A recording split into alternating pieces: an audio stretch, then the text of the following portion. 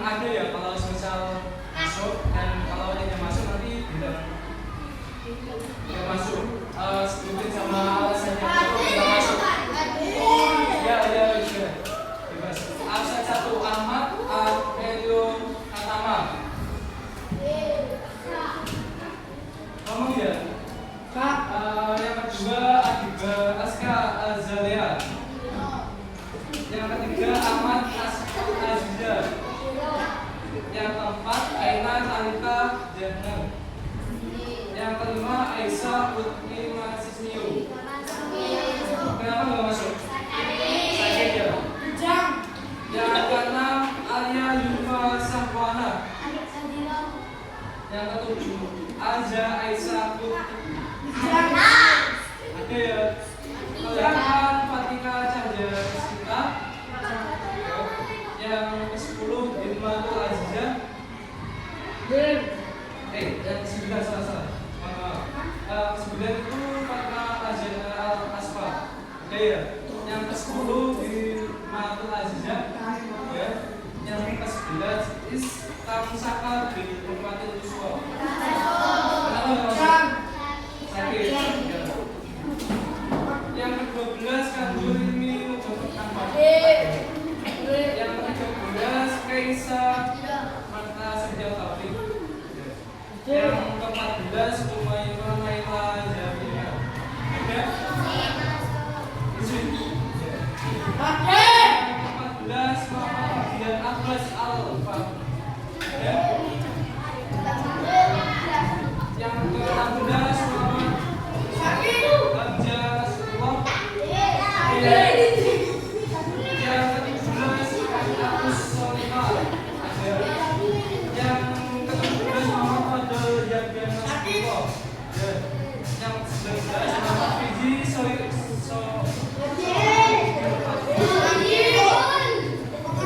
ke-20 Muhammad Cabran.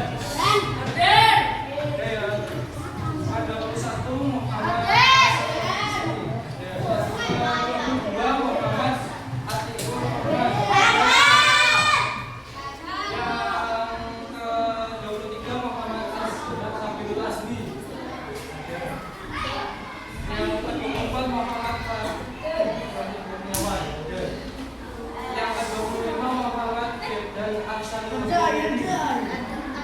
yang ke-26 Muhammad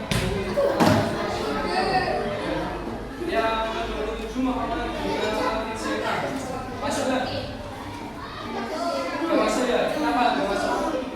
Sakit lah? Yang ke-28 Muhammad yang ke-29 Muhammad Evaldo Akdian. Ke-30 Muhammad Fadlia Ahmad. Yang ke-31 Naila Agama. Yang ke-32 Esa Eski Al-Tarifi Al-Jaya. Yang ke-33 Kaisa Sasabila Sujanto. Yang ke-34 Sayyid Abdul Jabbar. Yang ke-35 Yohan Zafir. Yang ke-36 Jabbar. Baik. Sebelum kita masuk ke pembelajaran, mungkin saya akan mengulas minggu lalu. Nah, minggu lalu masih ingat nggak kita membahas tentang apa? Ya, kita membahas kata hubung atau konjungsi. Nah, di sini ada yang tahu kata hubung atau konjungsi itu apa? Ada yang tahu nggak? Kalau ada yang tahu, katakan. Nggak tahu. Saya jelasin ya. Kata hubung atau konjungsi itu kata tugas yang mempunyai atau memiliki fungsi menghubungkan kata dengan kata lain yang membentuk sebuah kalimat. Nah, jadi kata hubung itu tujuannya untuk supaya kita paham akan kalimat tersebut sesuai dengan kaidah bahasa. Oke ya. Selanjutnya akan membahas apa itu kalimat fiktif. Nah, sebelumnya di sini saya akan membacakan tujuan pembelajaran. Ada 4 poin. Nah, di sini ada siswa dapat memahami kalimat efektif dan kalimat tidak efektif. Yang kedua yaitu siswa dapat mengidentifikasi sifat-sifat kalimat efektif. Yang ketiga, siswa dapat membedakan kalimat efektif dan tidak efektif. Yang keempat, siswa dapat membuat kalimat tidak efektif menjadi kalimat efektif. Nah, di sini ada yang tahu apa itu kalimat efektif? Gak ada yang tahu. Nah, ya saya jelaskan ya. Kalimat efektif yaitu kalimat yang mampu menyampaikan pesan dengan jelas, singkat, padat, dan mudah dipahami oleh pembaca. Jadi kalimat efektif ini mudah dipahami, jelas, singkat, dan padat. Ya, dipahami oleh pembaca. Ketika itu sesuai dengan kaidah bahasa. Apa sih kaidah bahasa itu? Kaidah bahasa yaitu mempunyai susunan atau ejaan atau kata yang sudah ditentukan. Sampai sini paham? Selanjutnya kalimat tidak efektif. Kalimat tidak efektif mempunyai definisi, yaitu kalimat yang sulit dipahami dalam penggunaan kata yang tidak sesuai dengan susunan kata yang salah. Maksudnya di sini kalimat tidak efektif yaitu kita tuh sulit memahami kalimat yang sudah kita baca, atau mungkin salah satu contohnya yaitu ketika sampean baca chatnya teman sampean ya, itu kan ada singkat-singkat. Nah, itu kalimat tidak efektif. Selanjutnya yaitu sifat-sifat kalimat efektif. Di sini ada 4 poin ya, ada 4 poin kalimat efektif. Saya akan menjelaskan poin ke-1 dulu. Sifat efektif di sini yaitu memiliki subjek dan predikat yang jelas. Nah, apa sih subjek itu? Ada yang tahu? Ada yang tahu? Ya, jadi subjek itu pelaku atau pokok pembahasan dalam sebuah kalimat. Sedangkan predikat yaitu kalimat yang menunjukkan tindakan yang dilakukan oleh subjek. Nah, jadi salah satu contoh kalimat efektifnya di sini yaitu ayah membeli buku untuk adik. Subjeknya apa subjeknya? Ya, subjeknya ayah ya. Kalau ini, kalau predikatnya apa? Ya, jadi kalimat efektifnya apa kalau dibunyikan semuanya? Ayah membeli buku untuk adik. Ya. Yang poin kedua yaitu tidak mengulang kata yang maknanya sama. Contohnya kalimat tidak efektifnya di sini yaitu ada banyak macam-macam jenis baju. Efektifnya ada macam-macam jenis baju. Kenapa bisa begitu? Ada yang tahu? Ya, saya jelaskan ya. Ini kan tidak mengulang kata maknanya yang sama. Nah, jadi kata banyak dan macam-macam itu memiliki makna yang sama. Macam-macam kan bisa dibilang makna yang banyak juga. Kayak salah satu contohnya yaitu macam-macam jenis baju. Ada baju sekolah, ada baju buat main dan lain sebagainya. Selanjutnya yang poin ketiga di sini yaitu singkat dan jelas. Nah, salah satu contoh kalimat tidak efektifnya di sini yaitu bagi semua siswa diwajibkan datang tepat waktu. Kalimat efektifnya di sini yaitu semua siswa wajib datang tepat waktu. Nah, maksudnya di sini yaitu kalimat ini mempunyai yang tidak efektifnya itu panjang. Nah, jadi kalimat efektifnya di sini dipersingkat dan jelas dan mudah dipahami oleh pembaca, yaitu menjadi semua siswa wajib datang tepat waktu. Yang poin keempat yaitu makna kalimat yang jelas dan tidak bermakna ganda.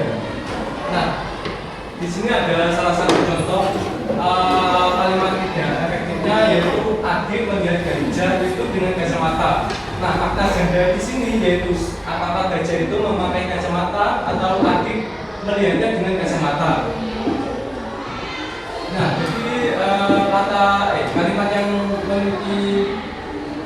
efektif di sini yaitu menjadi adik menggunakan kacamata untuk melihat gajah itu. Makna yang jelas, maksudnya di sini yang memakai kacamata itu adalah adik, bukan gajah. Sampai sini paham? Paham ya? Nah, ini ada salah satu contoh kalimat tidak efektif dan efektifnya lagi. Nah, bisa dilihat. Ini ada di buku pena ya. Saya ambil di buku pena yang 4C. Salah satu contohnya di sini yaitu kalimat tidak efektifnya, ibu menyeduhkan teh yang sangat manis sekali ke dalam gelas air. Efektifnya yaitu menjadi ini ya. Ibu menyeduhkan teh yang sangat manis ke dalam gelas air. Nah, jadi ada yang tahu kok bisa begini? Yang sekali itu kenapa kok nggak dimasukkan ke dalam kalimat efektif? Ada yang tahu? Ada yang tahu? Ada. Maksudnya kenapa kok tidak dimasukkan ke dalam kalimat efektif? Di sini yaitu ada kata sekali kan. Nah, itu sama dengan maknanya itu sama dengan sangat manis. Nah, jadi kalimat efektifnya di sini tidak membutuhkan kata sekali. Soalnya kan tadi sudah saya jelaskan yang di bagian poin kedua, bagian poin ketiga yang di sini yaitu singkat dan jelas. Jadi kalimatnya dihilangkan supaya jelas untuk dibaca.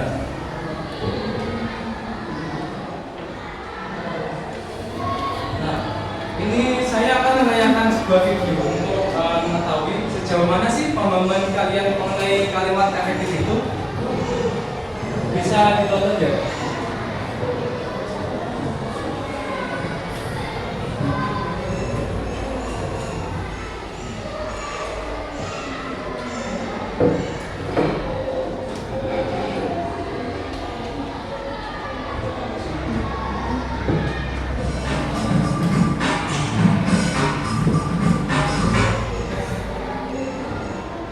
Pada video kali ini kita akan mempelajari tentang kalimat efektif. Kalimat efektif adalah kalimat yang disusun sesuai kaidah-kaidah kebahasaan yang berlaku. Susunan kata ejaan, tanda baca, maupun strukturnya harus sesuai dengan kaidah bahasa Indonesia. Ciri-ciri kalimat efektif. Ciri-ciri kalimat efektif adalah sebagai berikut. 1. Mengikuti aturan ejaan bahasa Indonesia. 2. Memiliki unsur kalimat setidaknya subjek dan predikat yang digunakan dengan tepat. 3. Hemat kata, tidak bertele-tele. 4. Pesan yang disampaikan jelas, tidak membingungkan. Perbandingan kalimat efektif dan tidak efektif. Berikut adalah perbandingan kalimat efektif dan tidak efektif. Kalimat tidak efektif. Orang itu berenangnya tidak bisa-bisa. Kalimat efektifnya. Orang belum bisa berenang. Kalimat tidak efektif.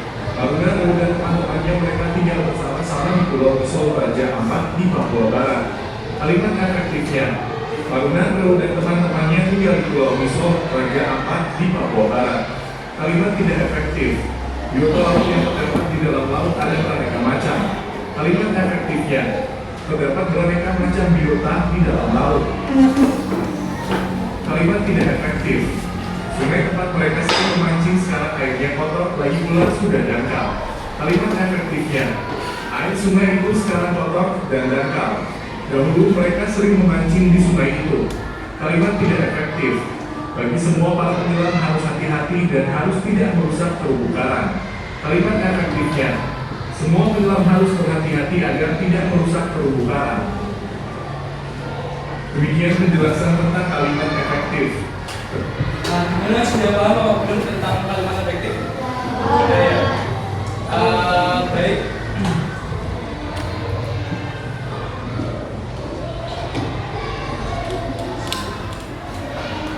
Nah, sudah paham kan? Nah, selanjutnya saya ingin kalian membentuk kelompok.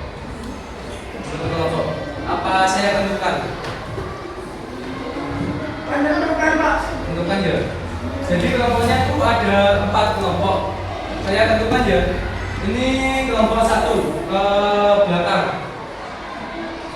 Yang sini kelompok 2 ke belakang. Yang sini kelompok 3 ke belakang. Yang sini kelompok 4 ke belakang ya. Nah, di sini saya akan mengasih sebuah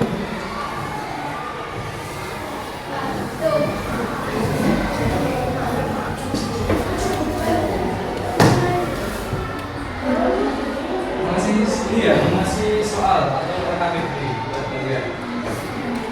Nah, jadi nanti semisal yang sudah selesai bisa dibawa maju ke depan dan nanti semua kelompok yang sudah selesai nanti bisa menjelaskan ke depan atau mempresentasikan hasil yang sudah dijawab. Udah Pak? Udah ya?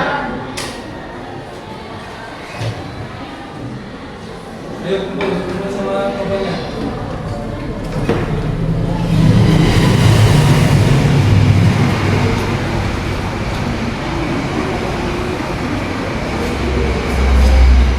Ayo bisa kumpul sama kelompoknya untuk menjawab yang sudah saya kasih.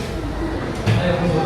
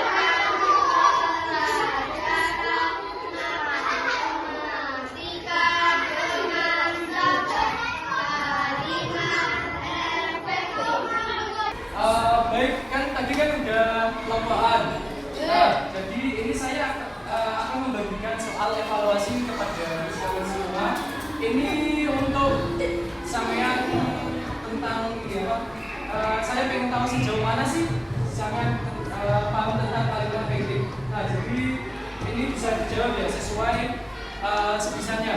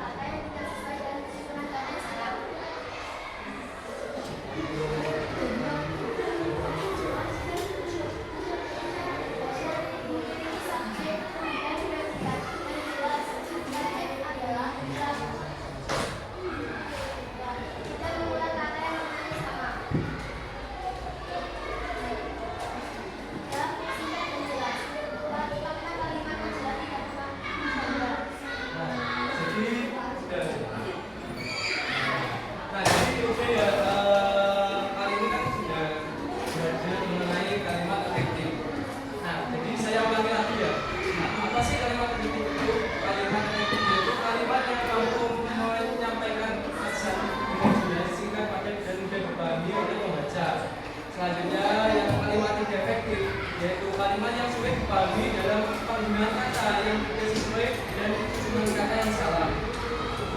Nah, jadi di dalam kalimat efektif ini mempunyai sifat-sifatnya, yaitu ada kata yang memiliki subjek dan ketika yang jelas, yang kedua tidak mengulang kata yang maknanya sama, yang ketiga singkat dan jelas, yang keempat yaitu makna kalimat yang jelas dan tidak bermakna ganda. Mungkin itu aja yang bisa saya jelaskan atau bisa saya sampaikan. Kurang lebihnya mohon maaf. Sekian. Assalamualaikum warahmatullahi wabarakatuh.